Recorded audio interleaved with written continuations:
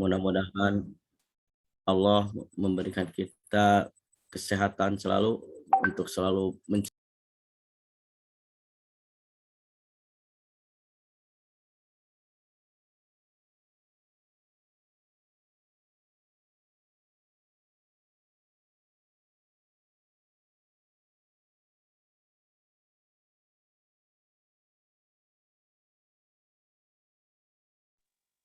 kepencet lengit kelah kepencet iya kelah kemana tuh Kang Ustad? Duh, punten bah, nah ditayaan bah. Ada kelengit kenapa Ya, udah, alhamdulillah, siap alhamdulillah. alhamdulillah Ya. Alhamdulillah. Salawat dan salam kita puja bah kamu teh tadi. Kekliknya bah, tanya wae bah. Biar.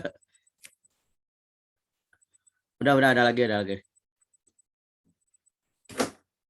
Teman-teman yang dirahmati Allah, ini hanya sebagai pengingat untuk diri kita sendiri tentang pantaskah kita masuk surga.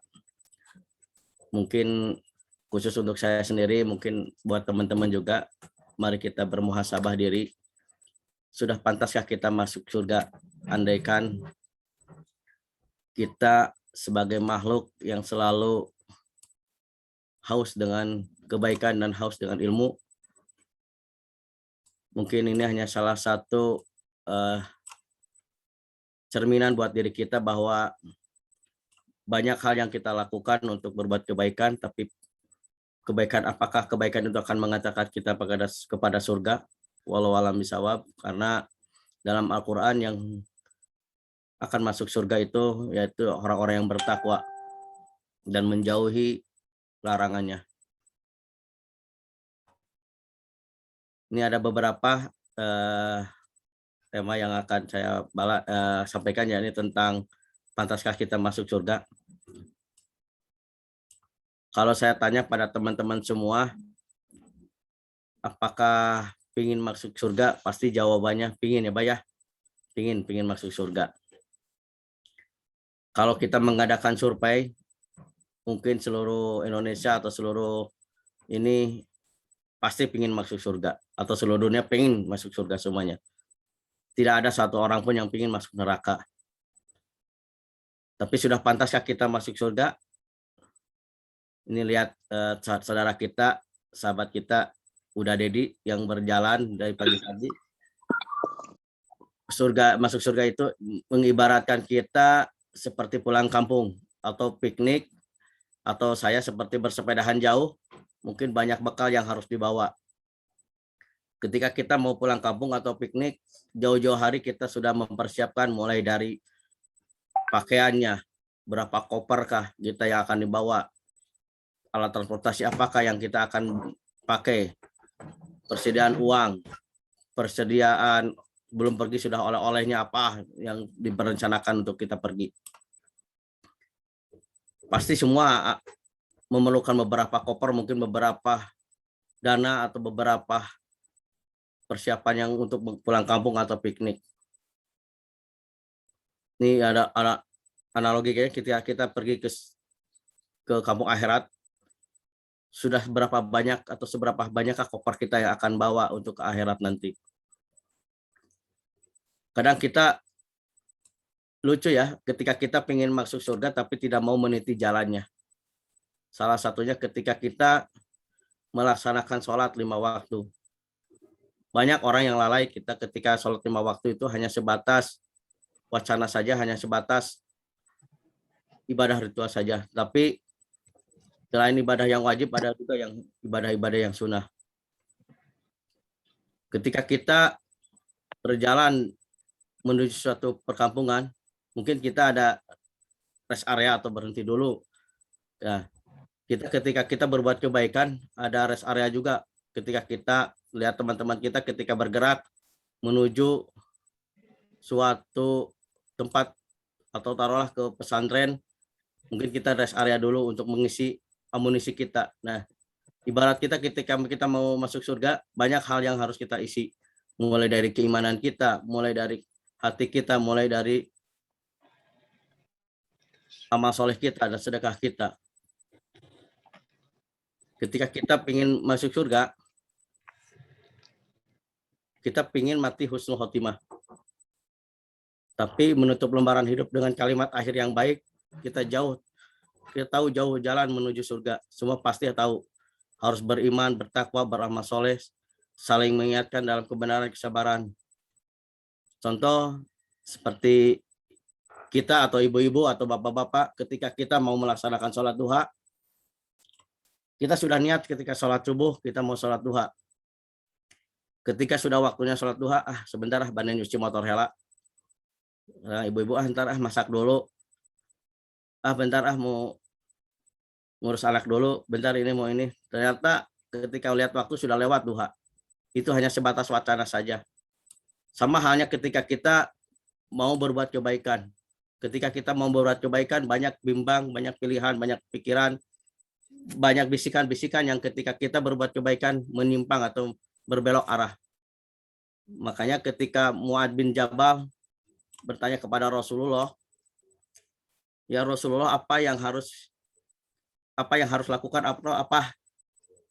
apa saja yang harus masuk surga itu seperti apa? Lalu Rasulullah menjawab kepada Mu'adz bin Jabal, yang pertama adalah perbanyak pintu-pintu kebaikan.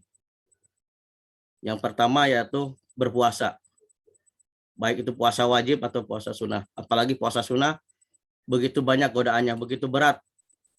Orang lain ketika kita berpuasa orang lain tidak berpuasa. Itu. Yang kedua, Rasulullah menekankan tentang sedekah. Alhamdulillah di teman-teman Dunrat ini dan sedekahnya subhanallah, masyaallah, tabarakallah. Selalu bersemangat, fastabiqul khairat, berlomba-lomba selalu dalam kebaikan. Mudah-mudahan istiqomah dalam bersedekah, baik itu rezekinya, tenaganya, hartanya, ataupun pikirannya, untuk selalu memberikan senyum kebahagiaan buat saudara-saudara kita. Yang ketiga, salat malam. Lalu yang keempat, selalu berjihad di jalan Allah Subhanahu wa taala. Yang kelima, lalu Rasulullah menjelaskan yang paling bahaya ketika kita ingin masuk surga adalah lisan kita. Banyak ketika lisan kita tergelincir oleh hati atau kata-kata kita yang bisa menyakiti saudara kita, teman-teman kita dengan lisan kita. Ini ada contoh, ada contoh ketika seseorang ingin masuk surga, ketika sholat malam, itu banyak alasannya, banyak godaannya, banyak tantangannya. Yang pertama, takut ke air. Yang kedua, berat ketika membuka mata. Yang ketiga, alarm sudah nyala, hanya dibantikan saja. Bagaimana kita mau masuk surga? Sudah pantaskah kita masuk surga? Beda halnya ketika kita nonton Piala Dunia atau Champion. Jauh-jauh hari kita sudah mempersiapkan sukronya, kopinya, ya, snacknya, semua ketika kita mau nonton Piala Dunia, itu jam 7 terus siap-siap. Siap-siap dari makanannya semuanya, tempat ini ya.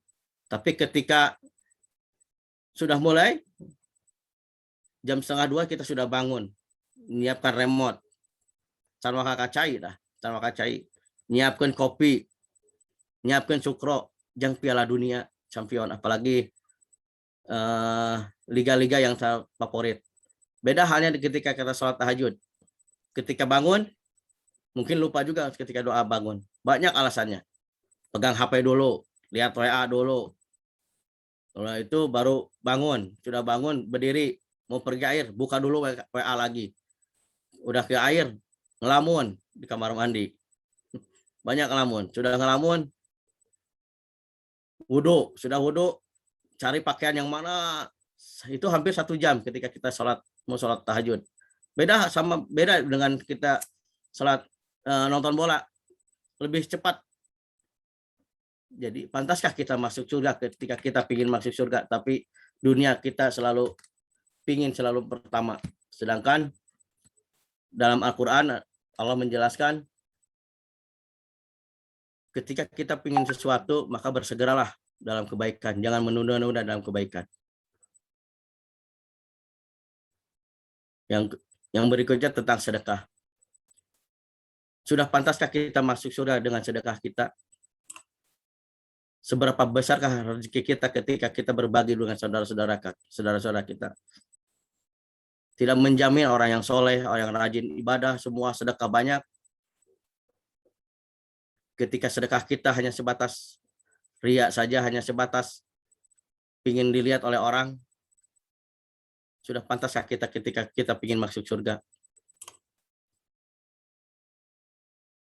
Ketika kita melangkah di suatu jalan, melihat seorang anak muda, ketika saya bertanya, maukah kamu masuk surga? Mau. Sudah sejauh manakah kamu berbuat baik pada orang tuamu? Sudah seberapa besarkah kamu memberikan rezeki atau sedekahmu pada orang tuamu? Sudah berapa banyakkah saudaramu yang kamu tolong? Si anak muda itu hanya terdiam dan malu. Dia berkata, masih jauh kan?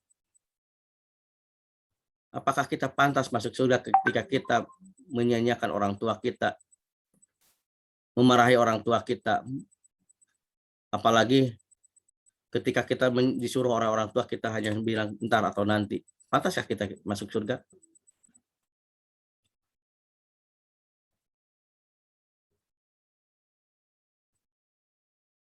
Mari kita bermuhasabah diri, renungkan diri kita, sudah pantaskah kita masuk surga? Kita tahu jalan masuk surga itu mudah gampang ya, susah-susah gampang, atau gampang-gampang susah. Ya. Ketika kita menginginkan suatu keinginan yaitu surga Firdaus, surga yang paling tinggi, tapi amalannya ala kadarnya, ibadah ala kadarnya, sedekah ala kadarnya, hanya banyak wacana, itu hanya sebagai batas kita, hanya sebatas keinginan saja, Firdaus, tapi kita tidak mau meniti jalannya. Bagaimana Rasulullah dan para sahabatnya, sampai ke sahabat Rasulullah, sampai teropak sendalnya pun sudah terdengar di surga. Bagaimana dengan kita? Apakah sendal kita, pakaian kita, alat kendaraan kita, sudah yakinkah akan masuk surga? Sedangkan kendaraan kita, apapun akan ditanyakan nanti di akhirat, dipertanggungjawabkan. Sudah sejauh manakah kendaraan kita atau sendal kita menghantarkan kita kepada kebaikan?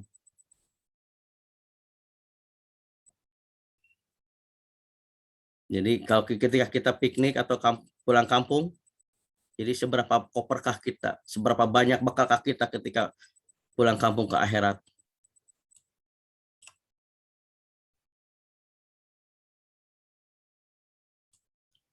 Aku sama sekali tidak khawatir dengan penilaian negatif orang lain terhadapku. Aku justru khawatir dinilai baik-baik saja, padahal sebenarnya banyak aibku yang ditampakkan olehnya. Jadi sudah pantaskah kita masuk surga? Ketika kita menutupkan aib-aib kita, padahal Allah tahu aib kita lebih banyak. Kebaikan-kebaikan yang kita lakukan memang tidak harus disukai banyak orang. Lalu mengapakah kita khawatir bila ada orang yang membenci? Terus saja lakukan kebaikan itu. Walaupun orang itu membenci kita, walau orang itu terus mengunjing kita, karena kebaikan kita hanya dinilai oleh Allah. Jangan pernah lelah untuk berbuat kebaikan. Tetaplah berbuat baik, walaupun banyak yang tidak menyukai. Tetaplah menebar kebaikan meski banyak yang menghina, dan tetaplah memperbaiki diri meski tak ada yang menghargai. Cukuplah ridho Allah yang menjadi alasan kita bertahan dalam kebaikan. Kadang ketika kita melihat saudara-saudara kita, sahabat-sahabat kita, atau teman-teman kita seangkatan, atau teman-teman sekolah kita, semoga Allah memberikan taufik dan hidayahnya. Mungkin teman-teman kita, saudara-saudara kita, wah, si fulan mah geus pantes lah cigana masuk surga mah. Rajin ka masjid, rajin sedekahna, rajin kebaikanna. Lah, bukan itu. Ustadz, ulama belum tentu, tapi yang terbaik adalah takwanya kita kepada Allah Subhanahu wa taala.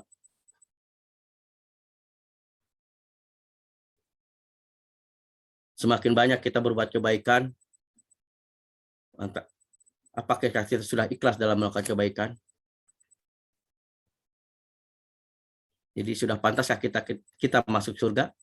Mari kita bercermin diri, bermuhasabah diri. Atau kita kurang? Orang yang kurang dalam kebaikan selalu mencari celah dalam kebaikan. Tetaplah jadi orang baik. Semoga kita terhindar dari ujub dan sombong. Karena kita sadar semua kelebihan kita adalah titipan dari Allah. Dan semua keberhasilan kita adalah karena sebab Allah. Apa yang kita banggakan, apa pula yang kita sombongkan. Jika bukan karenanya, kita bukan apa-apa saja. Jadi pantaskah kita masuk surga? Ketika sombong kita, riak kita, ujub kita. Ketika Mu'adz bin Jabal, Rasulullah menjelaskan tentang lisan, lalu dia termenung. Mu'adz bin Jabal. Amalan yang paling berat ketika kita mau masuk surga adalah lisan kita. Seberapa banyak lisan kita menyakiti saudara-saudara kita. Seberapa banyak saudara-saudara kita dengan lisan kita tertajam. Sekarang zamannya era bukan lisan, tapi tangan kita, WA kita, status kita. Banyak orang yang tersakiti dengan jari-jari kita. Jangan salah. Banyak orang yang tersakiti dengan mata kita. Ya, pantaslah ketika dalam Al-Quran, hanya mulut yang kita dikunci, tapi mata, tangan kita yang akan bersaksi. Seperti lagu Krisye, Bayah. Seperti lagu Krisye. Makanya, bagus ketika kita bisa berintrospeksi diri, darimu dan untukmu. Dariku untuk kebaikanku dan untukmu, ya Allah. Semoga Allah meridhoi niat kita, kebaikan kita untuk ke surga. Bersahabat di dunia, bertetangga di surga, insya Allah.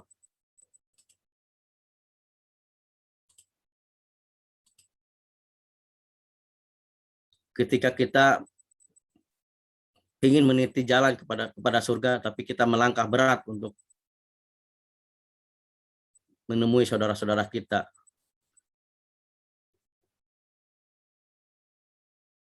Ketika kita ingin masuk surga, kita sebagai kepala rumah tangga, sudah adilkah kita sebagai suami kita pada anak dan istri kita? Jadi syarat ketika kita menjadi orang yang bertakwa adalah pemimpin yang adil. Sangatlah berat apabila kita mampu memimpin orang lain, sehingga kita mampu memimpin diri sendiri. Kita adalah pemimpin bagi diri kita sendiri. Yang kedua, orang yang senantiasa beribadah kepada Allah sangat banyak kegiatan yang dapat dijadikan ibadah. Di antaranya berbagi ilmu, membantu sesama, jadi tidak ada alasan menunda-nunda dalam beribadah. Yang ketiga, ini tentang orang yang hatinya senantiasa terpaut dengan masjid. Subhanallah, teman-teman kita, para pejuang KCM, ada Pak Haji Dea, Abah, udah Dedi, Pak Wiwin, Om Sis, itu sangat semangat. Sedangkan saya, mungkin buat saya juga sendiri, ketika sudah ditegur dalam WA, kadang kita juga malu. Jadi sudah pantaskah saya masuk surga? Orang yang termasuk golongan ini adalah pemuda yang selalu rindu kepada masjid. Mereka selalu melaksanakan kewajiban beribadah ke masjid, akan gelisah hatinya apabila tidak ke masjid. Ini adalah sebuah curhatan saya, Bah. Yang keempat, orang yang mencintai saudara-saudaranya karena Allah. Mereka bertemu karena Allah dan berpisah karena Allah. Yang kelima, seorang pemuda yang apabila diajak berbuat keburukan, berbuat zina, berbuat maksiat, maka dia berkata, aku takut kepada Allah. Orang yang ridho oleh surga, salah satunya orang yang selalu menolak berbuat kemaksiatan karena dia takut kepada Allah dan selalu menjaga dirinya dari keburukan. Yang keenam, pemuda yang senantiasa bersedekah. Yang ketujuh, pemuda yang senantiasa berzikir kepada Allah selalu menjadi golongan yang diridhokan surga. Orang yang selalu berzikir kepada Allah akan mendapat ketenangan hati. Insyaallah tabarakallah, di teman Durat ini saya selalu bercermin diri melihat saudara-saudara kita ketika duduk dia mengaji, ketika di depan toko dia mengaji, apapun aktivitas mengaji, selalu mengaji. Bagaimana dengan diri kita? Sudahkah mengaji diri? Sudah pantaskah kita masuk surga? Sudah pantaskah amalan-amalan yang kita perbuat akan menghantarkan kita ke surga? Mari kita bermuhasabah diri.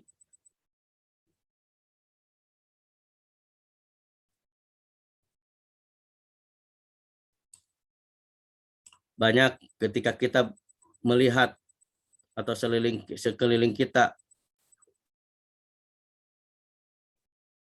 tentang tema ini, tentang sudah pantaskah kita masuk surga.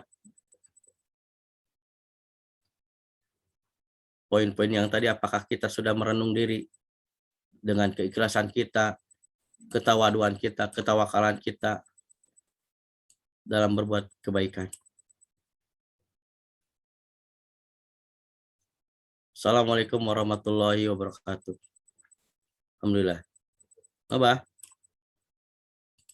Siap, Kang Hadi, terima kasih. Alhamdulillahirrahmanirrahim. Itu banyak sekali ilmu yang kita dapat. Kita banyak sekali yang harus dimuhasabah gitu ya. Direnungkan apa-apa yang telah kita kerjakan selama ini. Apakah kita pantas masuk surga begitu ya. Semoga dengan berkumpulnya dengan teman-teman yang satu visi, yang satu Frekuensi. marwah, gitu, satu frekuensi, menjadikan kita saling bahu-membahu nantinya di akhirat gitu ya. Jadi jangan jauh dengan orang-orang yang baik. Insya Allah semuanya para Tidak menerima pertanyaan, Pak ya? Oh, tidak menerima pertanyaan.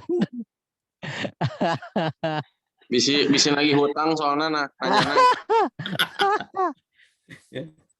Kita sharing saja lah, kita sharing saja, saling mengingatkan saja ya. Aduh, Kang Dilan, puntennya tetiasa napi pertanyaan. Biasa si Kang Dilan dia cok kayak pertanyaan gitunya.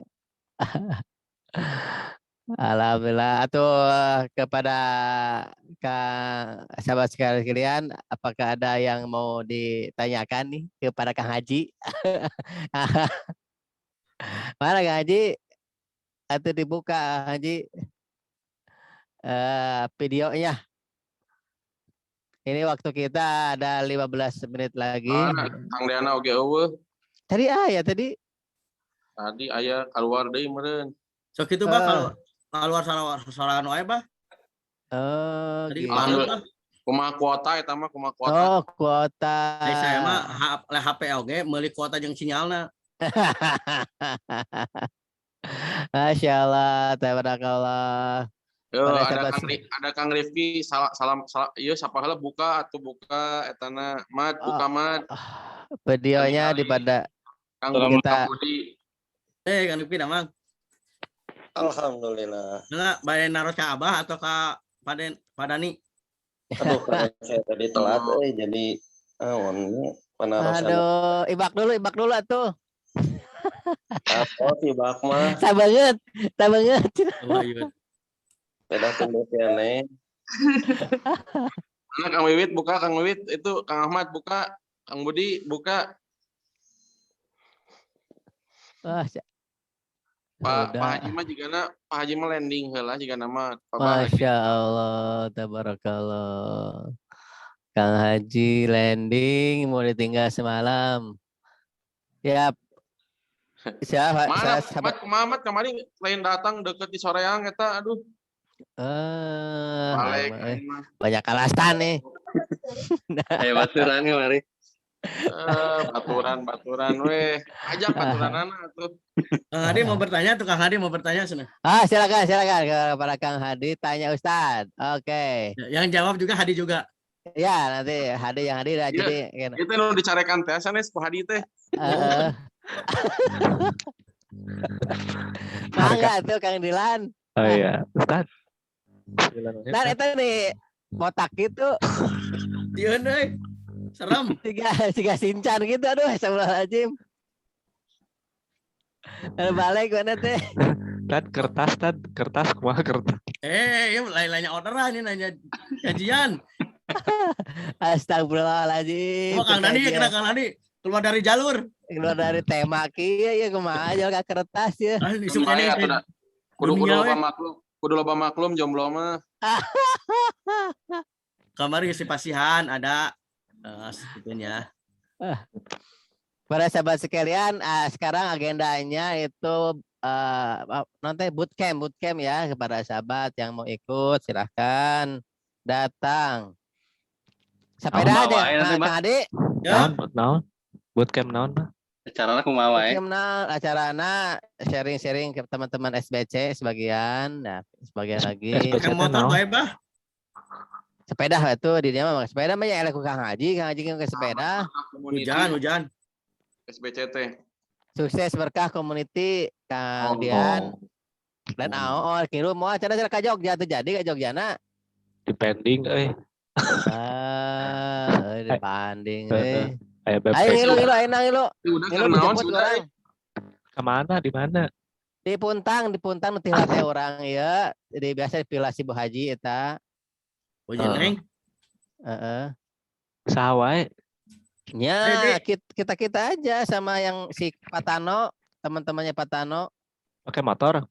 pakai motor tuh touring. Oh. Share sepeda heug. Jeung Dani atuh adinya mampir heula kayak Dan jemput atuh ta Kang Dian tah. Haji Dea tah dahem PJS 1 teh saha eta buka heula Pak Haji itu. Saya Aya nu naros udah kamari naros terjadi di kursi apa di mana Pak Haji Wang Japri Pak Haji. Mbah, Japri. Iya Kak, iya Pak Dedi Sukma nih badai naros cenah Pak Haji kamari kajian kamari dan tacan Pak Haji sehat Pak Haji. alhamdulillah. Punten rada gandeng gitu. lain ada gara-gara cenah didinya ada bertanya mana. Ya. Oh, Kak. Biar Pak Haji yang jawab. Eta Kamari Naras. sok tidak Kang Ahmad ya. melangkahi guru, Hanya tadi. Aya guru izin. Halo, Mangga, Kang Ahmad. Melangkahi penceramah kumaha teh. Kang Ahmad mana Kang Ahmad mangga. Pak Di Haji atas. tapi Iya, cesawios kan bebas ya mah acarana. Acarana bebas. Lamun pertanyaannya susah, dipending. Lamun mudah dapat reward. Reward Haji. cuman mesra. Pak Haji heula Siap. siapa Mangga. Pak Hadi naras oge. Oke, siap. Anu kamari teh ngabahas salatnya Ya, mohon salat kusuk. khilafah deui tanya. Astagfirullahaladzim. Nah, gempur itu piragi ini gempur, pergi 10 orang itu digempur. Gempur bah. Oh nya kamari teh kan nya juga aya bawa bacaan salat teh anu gini terus kalau sujud misalkan baca anu 3 kali teh ya kan. Naon tah? Ya tilu kali lah gitu. Terusnya dari awal sampai terakhir gitu. Nah, itu teh kan belajar teh di mana gitu. Apakah dari hadis atau dari ulama mazhab atau gimana gitu. Silakan. Kan macam-macam bacaan itu teh kan ya. Seperti ruku Nah, misalkan. berarti belajar teh kumaha gitu. Oh gitu. Kan ada yang subhanallah wa bihamdi subhanallah. Terus ada yang lain. Kalau nggak salah banyak itu hadis-hadis katanya. Iya banyak. Bener. Iya bener banyak maksud Abi teh. Bener banyak hadisnya. Tinggal dijelasin ke Haji. Jadi ke Haji bacanya ya kita simpulkan ya Kang Ahmad itu menanyakan tentang bacaan salat gitu ya. Yang Leungit Pak Haji ya kan. yang tiga kali gitu apa bacanya Ya, bebas atau sesuai Yang hadis pendek atau yang panjang bagaimana? gitu ya? Yang Betul. panjang, pendek begitu. Apa Mungkin, bebas aja atau mungkin digabungkan, bisa nggak nah, digabungkan semuanya Nah, doanya terus gitu misalkan kan gitu. ketika kita udah mempelajari, terus kan banyak, terus kita teh ngambil nanti beda-beda, misalkan etan teu naon atau kumaha gitu. nah boleh enggak Mau atau mau diambil satu-satu apa mau semuanya dibacakan gitu ambil Lain. Mah tuh jadi genap eta mah. Ya, ya siap aku paham. siap Jadi siap, siap. gini, bacaan-bacaan yang kita baca ya memang harus sudah betul ada dalilnya. Dan itu dalam artian ada hadisnya, rujukannya.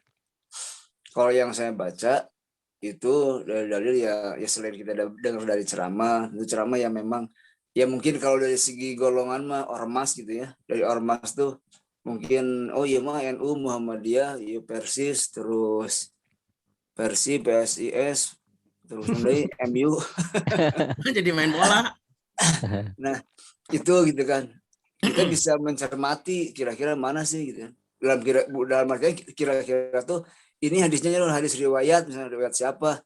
Kayak gini, kayak telunjuknya digerak-gerakan dan tidak ya. Antara digerakkan dengan digerak-gerakan. Jadi Banyak. kalau digerakkan berarti kan cuma sekali diangkat, bisa diangkat dia cuma menunjukkan aja. Tapi kalau nggak digerak-gerakan kan setelah diangkat dia digerak-gerakan gitu kan. Nah itu kan, itu juga dua-duanya ada hadisnya gitu kan. Terus seperti halnya yang mengikuti kalau sholat kan la sholata li Fatihal Quran ya. Jadi tidak ada sholat ketika tidak membaca surat Al-Fatihah gitu.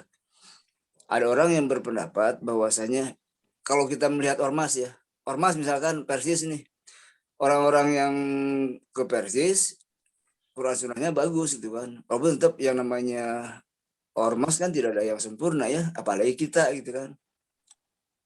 Tetap dikembalikan kepada hadis Rasul gitu kan. Padahal Quran hadis.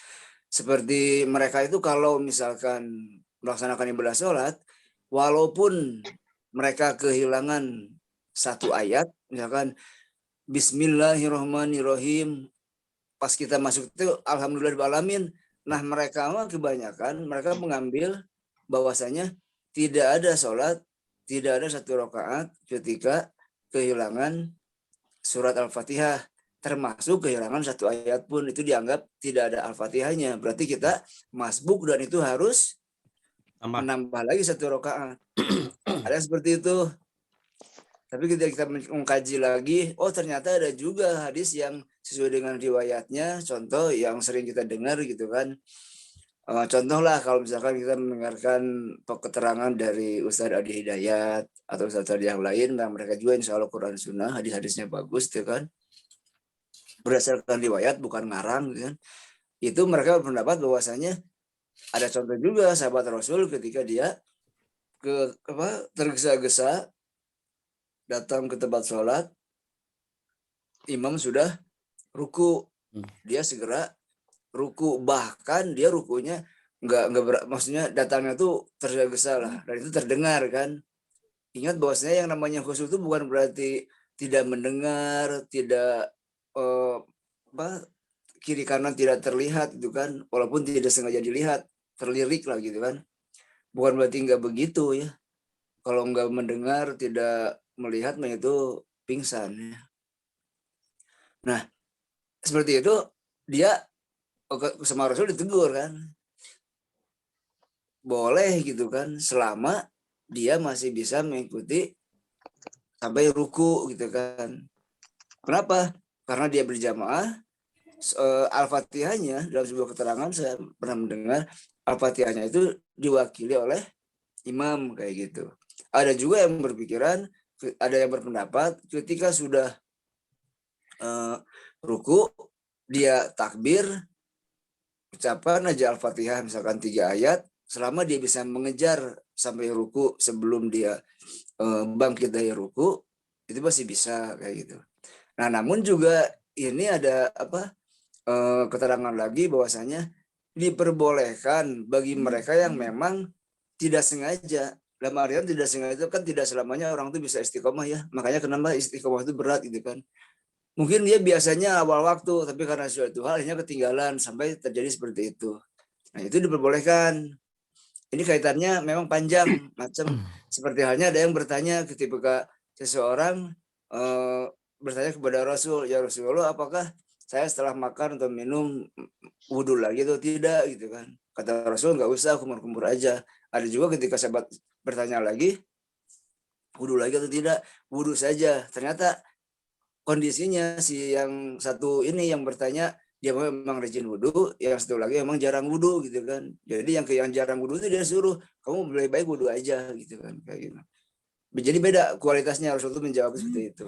Seperti halnya kan ada sahabat Rasul yang dia, ya Rasul saya pengen terkenal lah saya sholat gitu kan, mau masuk muslim, tapi saya masih suka berzina, masih suka mabuk, masih suka melakukan hal yang maksiat.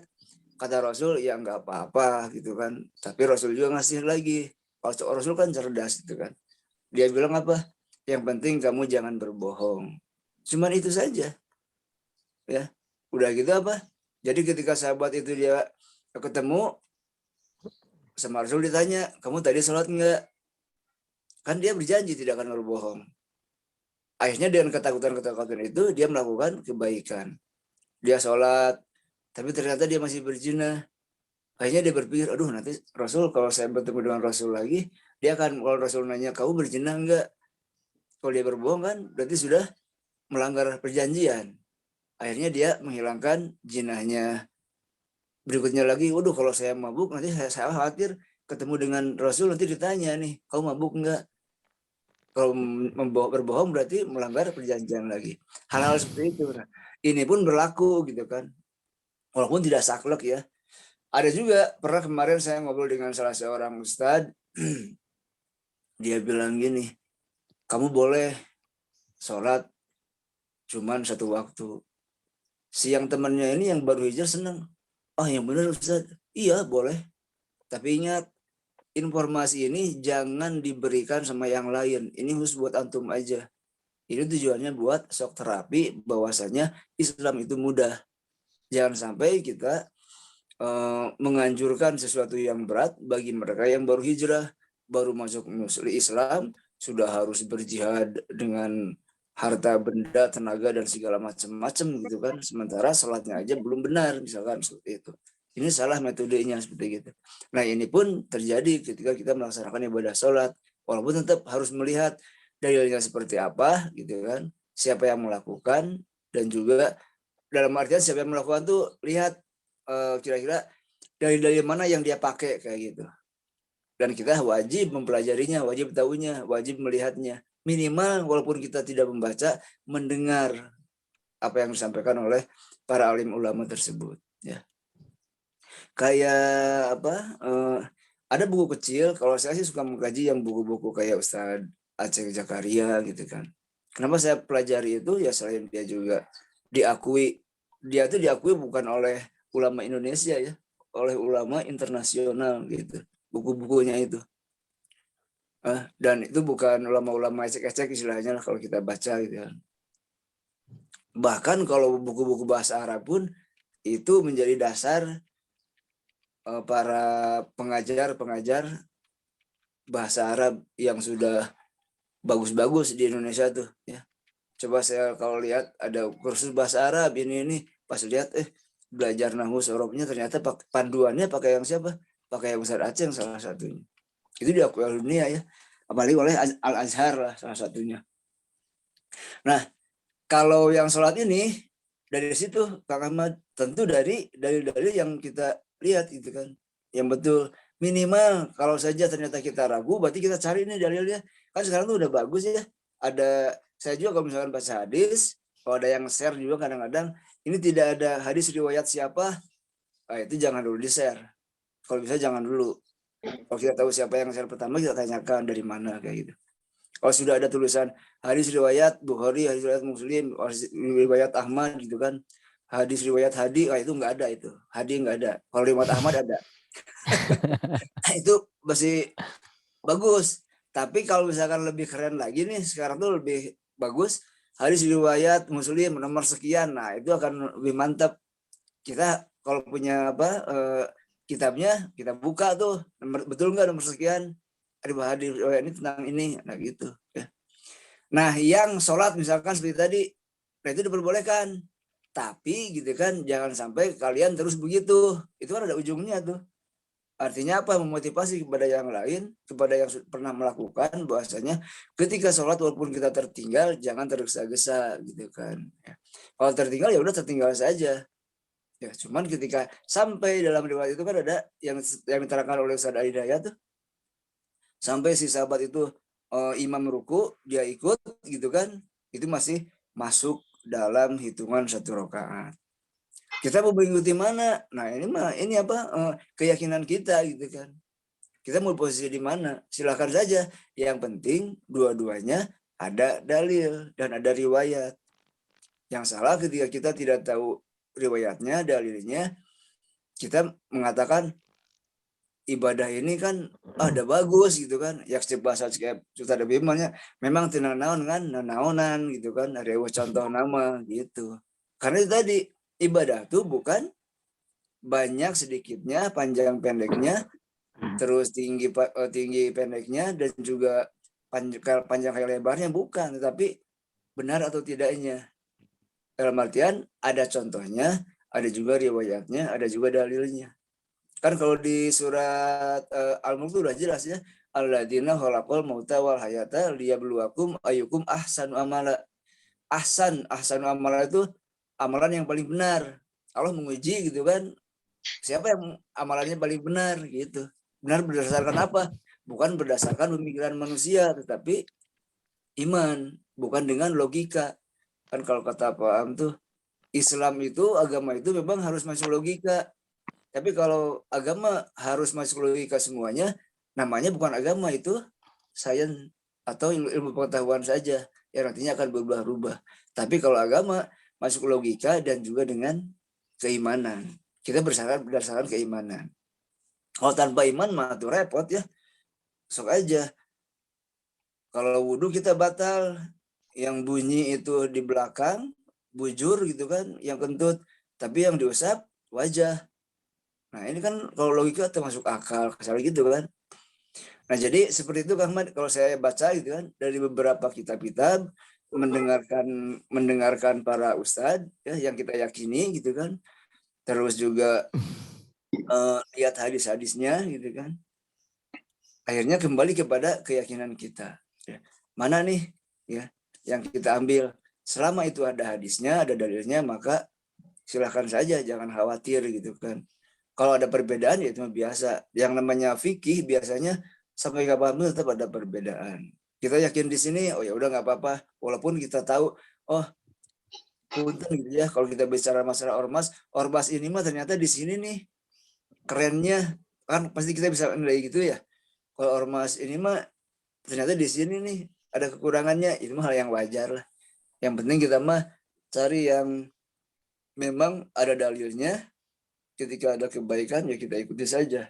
Yang penting jangan putus silaturahim, itu aja ya. Jadi begitu Kang Ahmad dari hadis-hadisnya. Kalau misalkan masalah wudhu, nah Kang Ahmad bisa belajar dari Bulughul Maram gitu kan. Itu kan dimulai dari awal dibahas gitu kan ya. Bulughul Maram ada yang terjemahnya, ada juga kitabnya. Bagusnya sih memang terjemahnya.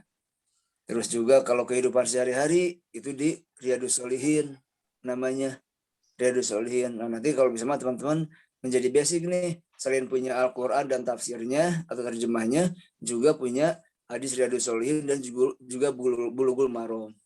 Setelah itu ada, nanti bisa ke yang lain. Yang lain itu dalam artian kitab yang memang selain Riyadhus Shalihin kan nanti ada ininya, apa, ada Asbabun Nuzul yang lebih komplit lagi, nanti ada lagi kayak gitu.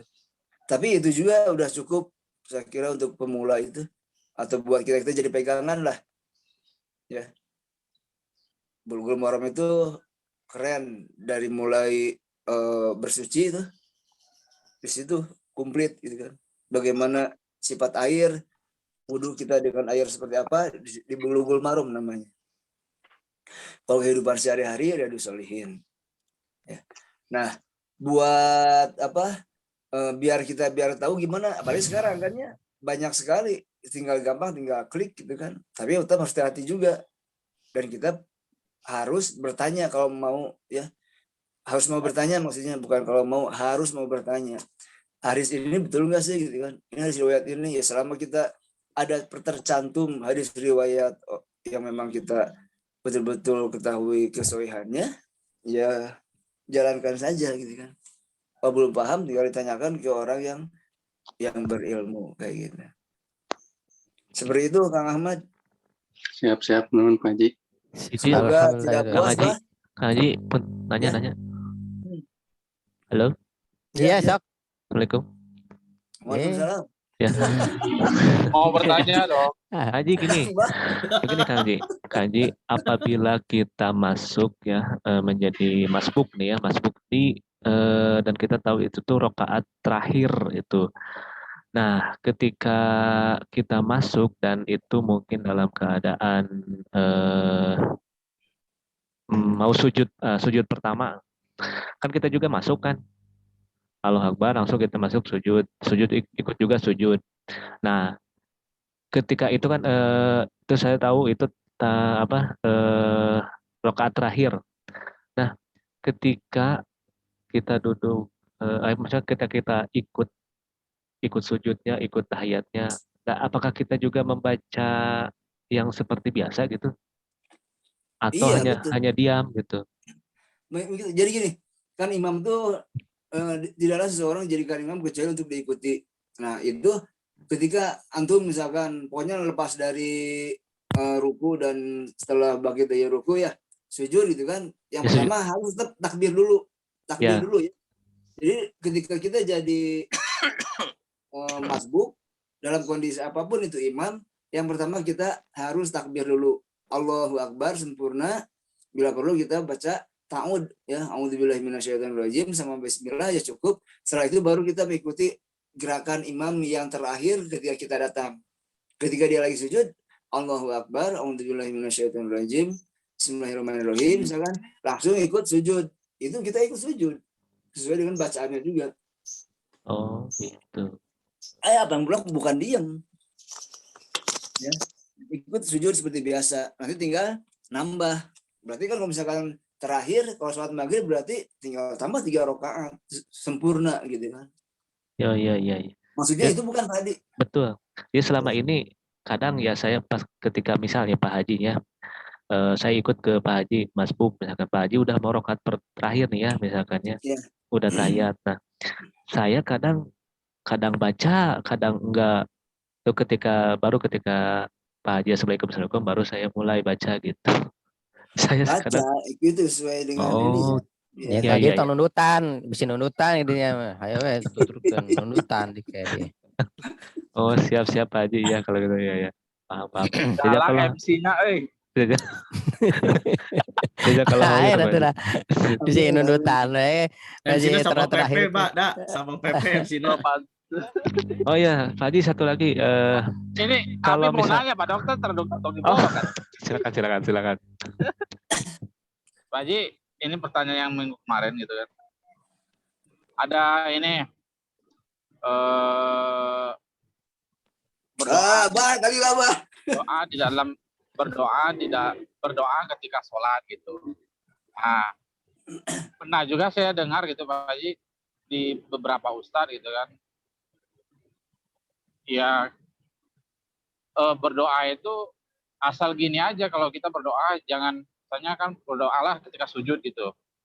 Selesai baca yang 3 kali langsung kita selipin doa gitu.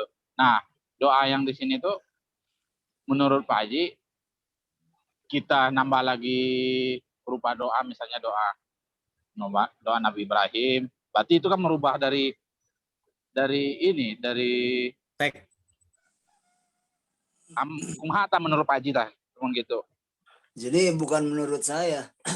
Jadi gini, itu diperbolehkan ketika kita sudah melakukan yang utamanya, seperti yang tadi udah sampaikan, yaitu setelah misalkan ada yang mengambil doa yang berbeda antara ruku dan sujud gitu ya. Kalau saya masih sering mengambil yang sama. Jadi saya tuh sekarang banyak mengambil doa ketika ruku dan sujud itu sama doanya.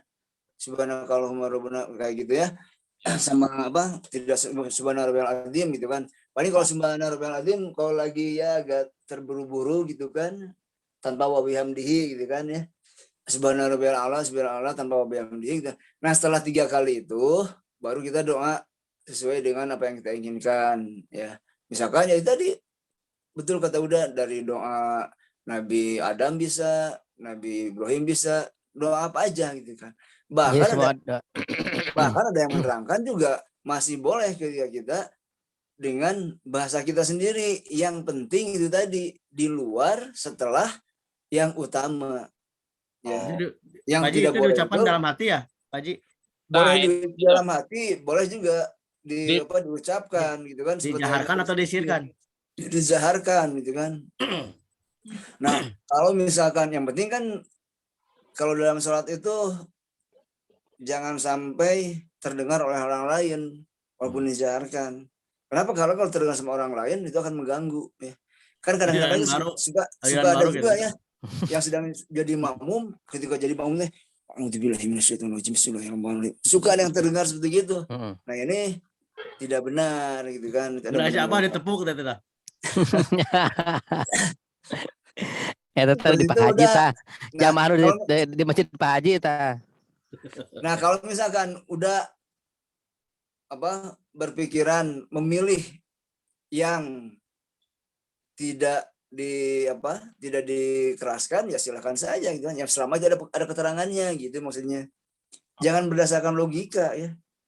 Jadi kalau bertanya menurut saya gimana, ya bukan menurut saya sih gitu kan. Tapi ada dalilnya kayak gitu. Kalau bicara masalah dalil, pengen itu ya gampang sebenarnya, tinggal cari aja lah gampang. Kalau nanti pengen ada bahasan lagi ya itu akan lebih bagus. Ini loh dalilnya, ada di kitab ini, ada di ini, itu akan lebih bagus. Mudah-mudahan jadi motivasi buat kita nih kayak gitu. Pak Haji mau nanya boleh? Biar semakin ya, nyaman. Penceramah nanya. Pak Haji mau nanya boleh? Nah, nih. Licik ya, udah. 2 menit, udah kita habis. Pak, ya mau nanya penting, Pak. Penting, Pak. Tanya. Tapi naras ke Pak Hadi.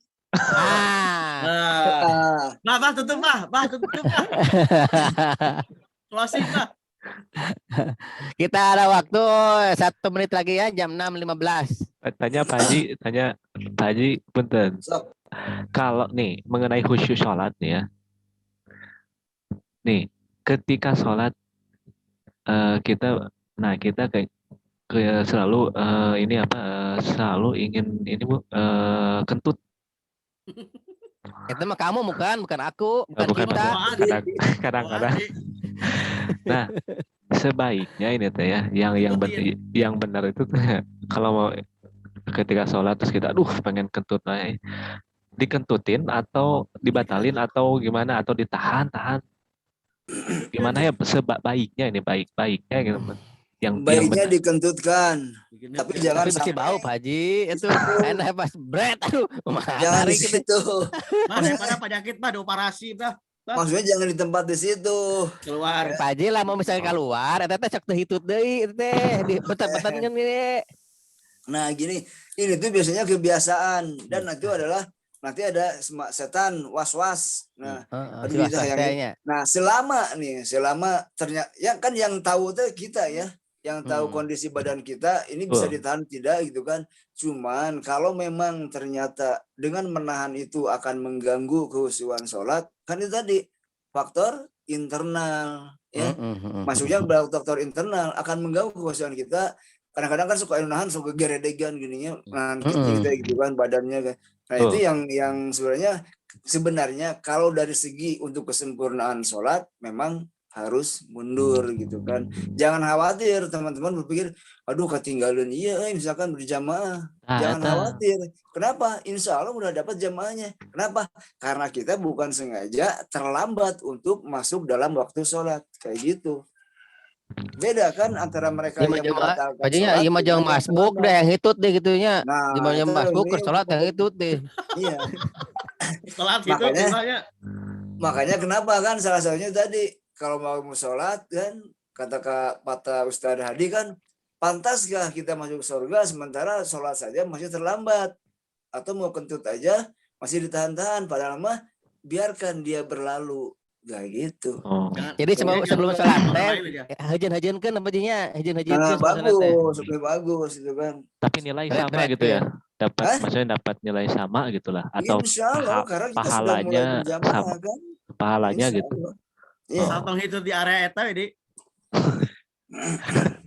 Oh, siap. Lain pas ke ruku, mun ke ruku mah tahan heula, Dok. Mun ke ruku mah ke ruku yang hitut mah dibetenkeun kayak karunya tuh dua tukangan pisan. Kesembur. doa orang-orang dulu mustajab tah. Ke Nah, ke seperti gini ruku. misalkan tadi sedikit untuk ada keterangan ya. Kayak gini, zikir nih. Zikir itu kan ada zikir mahdo sama goer mahdo. Zikir mahdo itu adalah zikir ketika udah sholat nih. Itu tidak boleh kita walaupun saya banyak waktu astagfirullahnya lebih dari 3. 10 kali misalnya. Nggak boleh. Kalau misalkan setelah beres berdoa kita banyak istighfar itu bagus gitu kan. Cuman kalau sudah sholat itu istighfarnya 3 kali. Bahkan kalau dalam sebuah hadis dikatakan cuman astagfirullah tidak ada astagfirullahaladzim gitu kan. Kita kan berpikir kenapa nggak astagfirullahaladzim ya kan lebih panjang lebih bagus. Itu menurut logika kita. Tapi kalau misalkan di luar setelah sholat wajib kita beres berdoa pulang kita astagfirullahaladzim ya itu bagus. Tapi kalau dalam sudah sholat itu astagfirullah 3 kali. Itu ada di hadis riwayat apa? Ada gitu kan. Riwayat Muslim nih. Ini sedang baca ada buku nih. Riwayat Muslim nomor 593.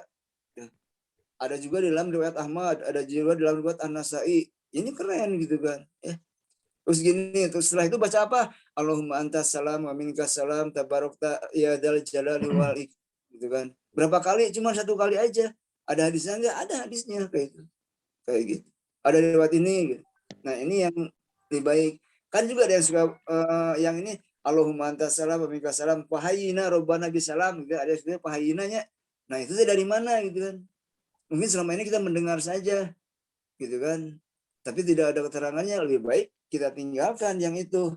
Mungkin ada fahayyina rabbana bisalam tapi tidak dibaca ketika ba'da sholat wajib dalam rangkaian zikir yang ba'da sholat fardu atau wajib kayak gitu ya. Itu yang kita harus membedakan. Kayak tadi udah doa gitu kan setelah sujud, ketika sujud yang terbagus itu yang bukan hanya sujud terakhir. Kalau di kita kan kebanyakan sujud terakhir karena mereka menganggap itu sebagai alarm lah atau tanda bahwasanya ini sujud terakhir dalam sebuah sholat kayak gitu. Karena kemudian bisa lupa. Yang salah nih, bukan salah di sujud terakhir. Yang salah kalau itu menjadikan suatu kebiasaan. Ya. Kebiasaan sehingga kita meyakini bahwasanya di dalam sujud terakhir itu sebagai sunnah. Gitu.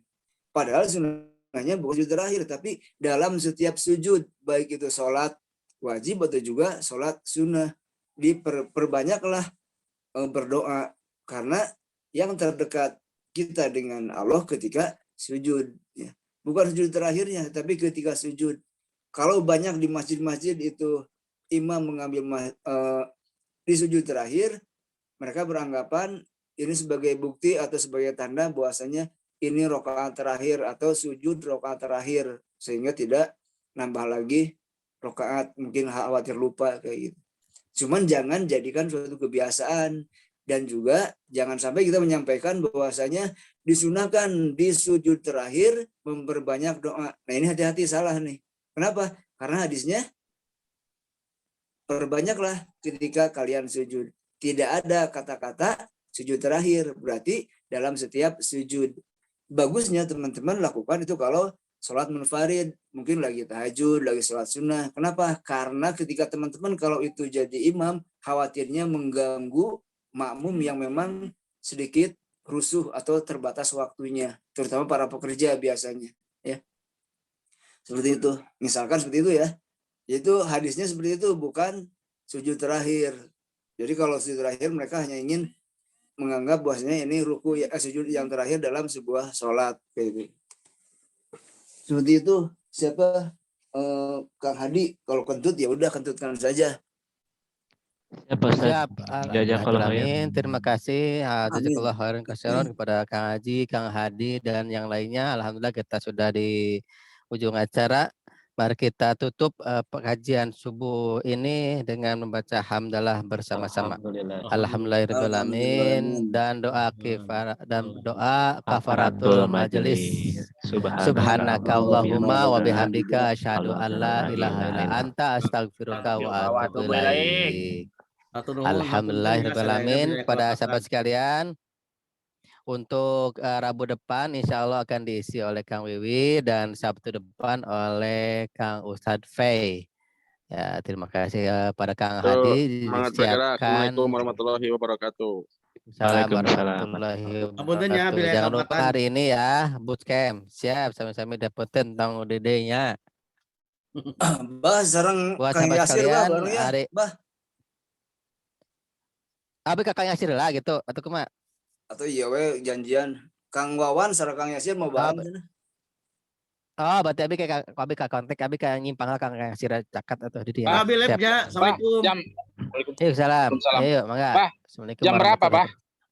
Jam Nanti. segitu aja biasa. Wah. Segitu aja dah. Rebo Payun Ahmad ngisi.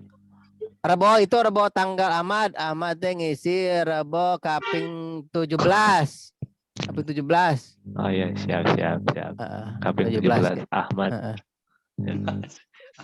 Kaping 24 udah dedi kek. Amin ya Allah. Amin ya Allah. Yes, gitu siap. Siap. Siap Mangga aja ya. dulu. Assalamualaikum warahmatullahi wabarakatuh. Mangga. Waalaikumsalam warahmatullahi wabarakatuh.